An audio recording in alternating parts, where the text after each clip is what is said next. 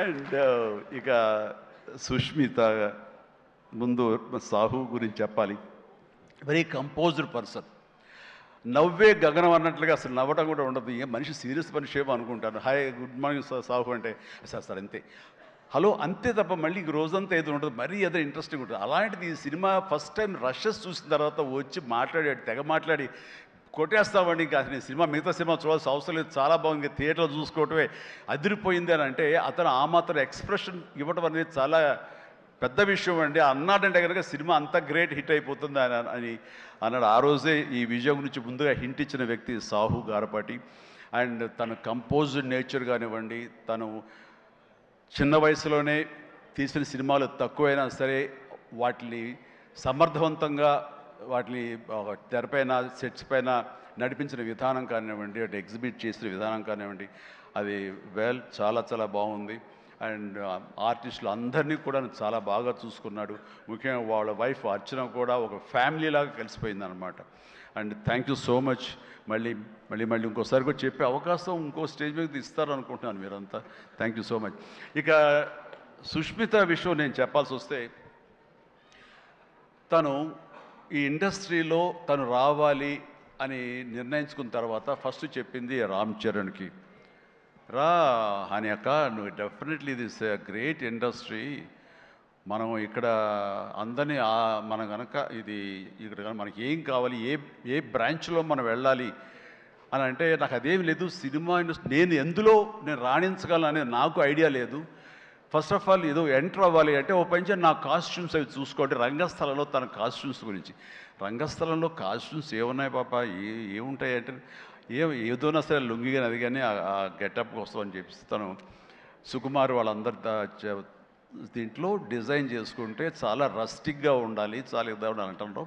వాళ్ళు చెప్పిన మాట ఏంటంటే, ఒక చిరంజీవి గారు అమ్మాయి రామ్ చరణ్ సిస్టర్ అన్న ఫీలింగ్ లేకుండా గబుక్కుని ఏదో ఒక లుంగి కావాలంటే రాజమండ్రి ఆ ప్రాంతంలో కారు వేసుకుని తనే బయలుదేరి షాప్ తిరిగి డైరెక్టర్ కోరుకున్నటువంటి ఆ క్లాత్ కోసం తను తిరిగి చెమట కక్కుకుంటూ వచ్చి చేసింది అని చెప్పినప్పుడు నేను చాలా అంత కష్టపెడతా ఎవరు ఉంటారు కదా అసిస్టెంట్ అంటే నాకేం తెలియదు, మళ్ళీ వాడిని పంపించితే ఏం చేస్తారో ఏమో తెలియదు, నేనే వెళ్ళానంటూ అని అంటే కష్టానికి నెరవక నాన్న నుంచి కానీ తర్వాత తమ్ముడి నుంచి కానీ ఈ ఇండస్ట్రీలో రాణించాలంటే కష్టం ఒక్కటే పరమావధి, కష్టం ఒక్కటే నిజమైనటువంటి ఆయుధం, ఆ ఊతం అని తెలుసుకున్న మనిషిగా నాకు చాలా ఆనందం వచ్చింది. తను ఏవైనా ఇండస్ట్రీలో చేయగలదు, సాధించగలదు నమ్మకం. ఫస్ట్ టైం ఆ రాజమండ్రి వీధుల్లో తను ఎవరో మర్చిపోయి ఒక కాస్ట్యూమర్ లాగా పరిగెత్తిందంటే that is the best thing. నేను దాన్ని మనస్ఫూర్తిగా దాన్ని హర్షిస్తున్నాను, వెల్కమ్ చేస్తున్నాను. ఆ తర్వాత నేను సినిమాలు చేసి ప్రొడ్యూసర్గా చేయాలనుకుంటున్నాను. నాకు ఇంట్రెస్ట్ కలుగుతుంది, ఇక్కడే సెటిల్ అవ్వాలనుకుంటే ఇది వండర్ఫుల్ ఇండస్ట్రీ అమ్మా.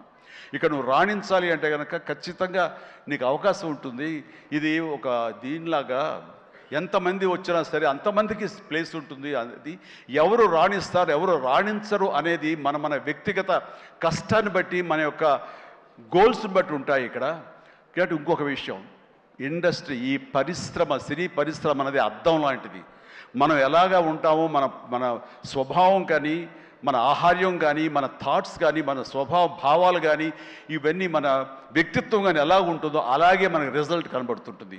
ఆ అద్దం కూడా మనం అలాగే చూస్తుంది, ఇండస్ట్రీ కూడా అలాగే మనకి రిజల్ట్ ఇస్తుంటుంది. నీ వ్యక్తిత్వం బాగుండాలి, నీ అప్రోచ్ బాగుండాలి, నీ కష్టం బాగుండాలి, అంతకంత రిజల్ట్ ఇస్తానే ఉంటుంది ఇండస్ట్రీలో. దీన్ని కేర్లెస్గా ఉన్నా సరే, ఒక యాటిట్యూడ్ ఉన్నా సరే, చూద్దామని అప్రమకంతో ఉన్నా సరే అది కూడా నీ పట్ల అప్రమకంగానే ఉంటుంది, ఏది అంతంత మాత్రంగా చూస్తుంది. నేను అనుభవపూర్వకంగా చెప్తాను. అన్నప్పుడు నేను ఫస్ట్ సినిమా చేయాలనుకుంటే మా ఇంట్లో ఉన్న హీరోస్ తోటి ఏ హీరో తను కాదంటారు, ప్రతి ఒక్కరిని ప్రతిరోజు కలుస్తుంది, ఒక కత్తి తెచ్చుకుంటే ఏ హీరో తనకు కాదంటారు. కానీ నేను వాళ్ళతో చేయండి డాడీ, నేను ఫస్ట్ ఆఫ్ ఆల్ ఎక్స్పీరియన్స్ సంపాదించాలి, గ్రౌండ్ రియాలిటీ తెలుసుకోవాలి అంటూ తను వెబ్ సిరీస్ మొదలుపెట్టింది, వెబ్ ఫిల్మ్స్ మొదలుపెట్టింది. అమ్మా ఇదే లాభం ఉంటుందంటే లాభం ఉండదు డాడీ, ఏదో లక్షల్లో మిగులుతుంది లేదని ఒకసారి అది కూడా ఇదైపోతాయి. కానీ నాకు ఎక్స్పీరియన్స్ గెయిన్ చేస్తాను, ఎక్కడెక్కడ ఏమిటి ఎన్ని డిపార్ట్మెంట్లు ఉంటాయంటూ ప్రతి డిపార్ట్మెంట్ని చవి చూస్తూ దానిలో ఒక ఎక్స్పీరియన్స్ గెయిన్ చేస్తూ, అలాగే తన ఫిలిమ్స్ తీసింది, చిన్న ఫిలిమ్స్ చిన్న హీరోలతో చేసినప్పుడు తను ఒక కాన్ఫిడెన్స్ గెయిన్ చేసుకుంది. అంతేగాని మాకు రెడీమేడ్ కేక్ వాక్ ఇక్కడ సినిమా తీయటం మా అండదండలో నాన్నగారు వాళ్ళందరూ ఉన్నారు కాబట్టి అని అనుకోలేదు. అలాగే ఎవరితోటో నువ్వు పార్ట్నర్షిప్ తోటి నాతో సినిమా చేయమంటే వాళ్ళు అన్నారు, అయ్యో అమ్మ నువ్వేమి పెట్టక్కల, నువ్వేమి రావక్కర్లేదు, సినిమా మేము చేసేస్తాము, నీ పేరు వేసేస్తాము, లాస్ట్కి వస్తారు ఇదిగో ఇంత డబ్బుని ఇచ్చేస్తామా, ఏం వర్రీ అవ్వకమ్మా అంటే అస్సలు నాకు వద్దుడని నేను వెళ్తే సినిమా చేయను, అందుకు అది బ్యానర్ పేరు నేను చెప్పను అనేసరికి అలాగే ఏమంటే కాదండి నాకు ఎక్స్పీరియన్స్ కావాలి, నేను పని చేయాలి, నేను డబ్బు పెట్టుబడి పెట్టాలి, పెట్టిన తర్వాత మంచో చెడో వచ్చే ప్రతి పైసాకి నేను తినడానికి నేను అనుభవించడానికి నాకు అర్హత ఉంటుంది కాబట్టి నేను చస్తే ఆ సినిమా చేయండి, ఆ సినిమా క్యాన్సిల్ చేసుకుంది. సో వదిలేశాను నేను. సాహుతోటి సినిమా అన్న తర్వాత సాహు తను కూర్చుని చెప్పండి మీరు ఎంత పెడతారు, నేను అంతే పెడతానని సగం డబ్బు సొంతంగా పెట్టింది, మిగతా డబ్బు బయట నుంచి అప్పు తీసుకొచ్చింది పెట్టింది తప్ప నేనైతే న్యాయపైస ఇవ్వలేదు. ఆ పైపెచ్చు ఇద్దరి నుంచి నాకు టైంకి కావాల్సిన రెమ్యునరేషన్ ఆయా సమయాల్లో నేను తీసుకుంటూనే ఉన్నాను తప్ప అది నేను ఇవ్వలేదు. అంత ప్రొఫెషనల్గా బిహేవ్ చేసింది.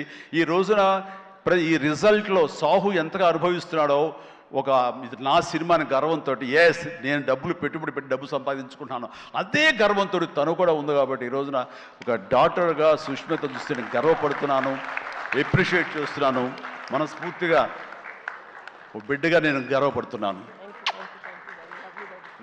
థ్యాంక్స్ రా, యూ డిజర్వ్ ఇట్. సో అట్లాగా బిడ్డలు ఈ ఇండస్ట్రీలో రాణించాలి అంటే నిజంగా ప్రతి వాళ్ళు అది ఏ బిడ్డ అయినా అవని, ఆడబిడ్డ అవని, మగబిడ్డ అవని ఇండస్ట్రీలో రాణించాలి అంటే కనుక ఖచ్చితంగా ఎంకరేజ్ చేయాలి ప్రతి ఇది గొప్ప ఇండస్ట్రీ అండి. ఇక్కడ ఎవరైనా రాణించలేదు, ఇక్కడ ఏదైనా నెగిటివ్ పీపుల్ ఉన్నారు, ఇక్కడ మాకు ఇలాంటి బిట్టర్ ఎక్స్పీరియన్స్ జరిగి అంటే కనుక అది నీ తప్పిదం అవుతుందని నేను అనుకున్న ప్రకారంగా నేను నమ్ముతున్నాను. నువ్వు స్ట్రిక్ట్గా ఉండి సీరియస్గా ఉంటే కనుక ఏ ఒక్కటి అడ్వాంటేజ్ తీసుకోవడానికి ప్రయత్నించారు, ఎలాంటి ఏదంటే క్యాస్ట్ కావచ్చు అలాంటివి ఏమి ఉండవండి.